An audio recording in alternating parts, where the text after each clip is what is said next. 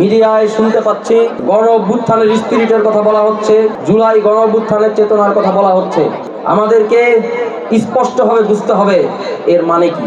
আওয়ামী লীগের শাসন আমলে আওয়ামী লীগও বিভিন্ন ভাষা এবং শব্দ ব্যবহার করত। মুক্তিযুদ্ধের চেতনা, 52-এর ভাষা আন্দোলনের চেতনা, এই সকল শব্দ ব্যবহার করে একটা পরিবেশ সৃষ্টি করে তারা অজুহাত সৃষ্টি করত, অজুহাত তৈরি করত লুটপাটে, অত্যাচারে, নিপীড়নে। আমাদেরকে বুঝতে হবে গণ অভ্যুত্থানের স্পিরিট, 24শে জুলাইয়ের চেতনা, এগুলো শুধু শব্দ হিসেবে, বাক্যবন্ধ হিসেবে ব্যবহার করলে হবে না, এর অর্থ বুঝতে হবে। একজন রিকশাওয়ালার কাছে গণ অভ্যুত্থানের স্পিরিটটা কি? যদি সে তার বউ বাচ্চা পরিবার নিয়ে ভালো থাকতে পারে, যদি তার সন্তানদেরকে সে শিক্ষিত করে তুলতে পারে। একজন ছাত্রের কাছে গণ অভ্যুত্থানের স্পিরিট কি? যদি সে সুশিক্ষিত হতে পারে, যদি পড়ালেখা শেষ হওয়ার পর তার চাকরি, কর্মসংস্থান, ব্যবসা, উদ্যোগের সুযোগ থাকে। একজন ব্যবসায়ীর কাছে গণ অভ্যুত্থানের স্পিরিট কি? যদি সে চাঁদাবাজি মুক্ত, অত্যাচার নিপীড়ন মুক্ত একটি পরিবেশে ব্যবসা করতে পারে, সৎভাবে ব্যবসা করতে পারে, যদি তার পারমিট লাইসেন্সের জন্য ঘুষ দেওয়া না লাগে।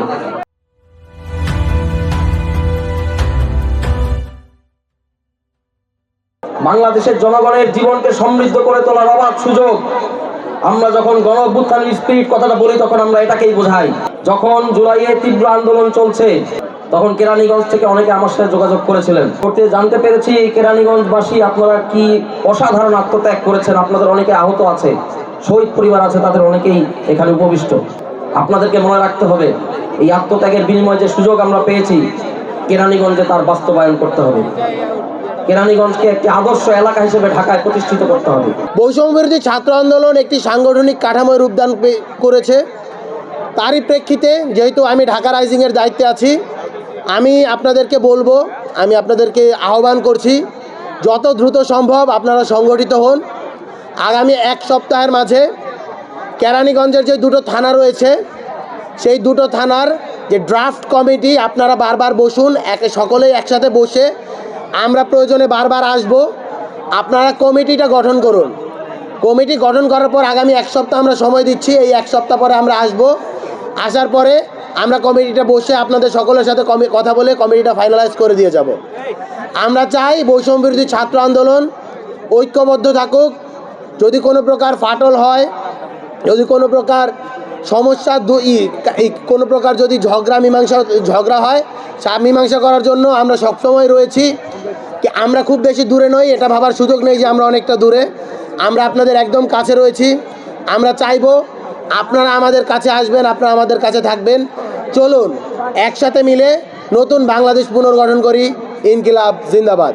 বাংলাদেশের বিভিন্ন প্রতিষ্ঠানে, সরকারি প্রতিষ্ঠানে এখনও এমন মানুষজনদের দেখতে পাই যারা জুলাই অভ্যুত্থানকে ধারণ করেনি, যারা জুলাই অভ্যুত্থানে যাদের শরীরে একটি টোকাও লাগেনি, তারা বহাল অবস্থায় রয়েছেন।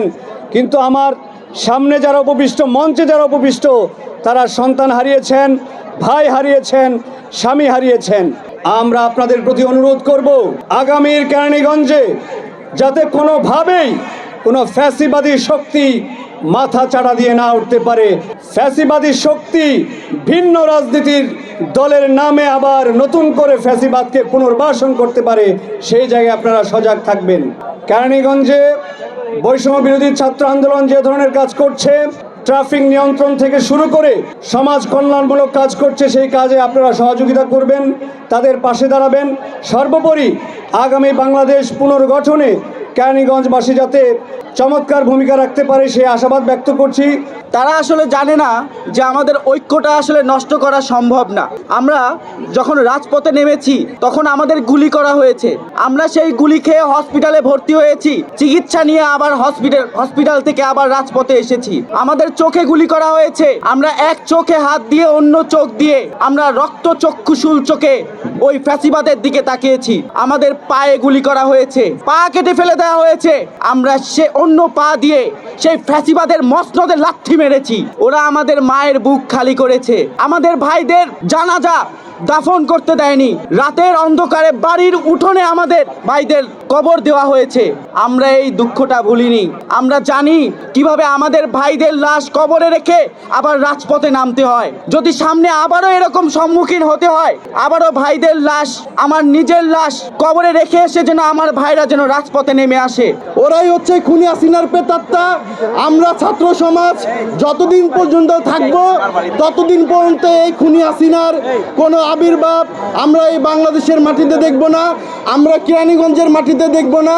আমরা জানি যে এই উপজেলা প্রাঙ্গণে শাহীন চেয়ারম্যান কি লেভেলের ভূমিক্ষেত ছিল এবং আমাদের আন্দোলনের সময় যেতে দিত না।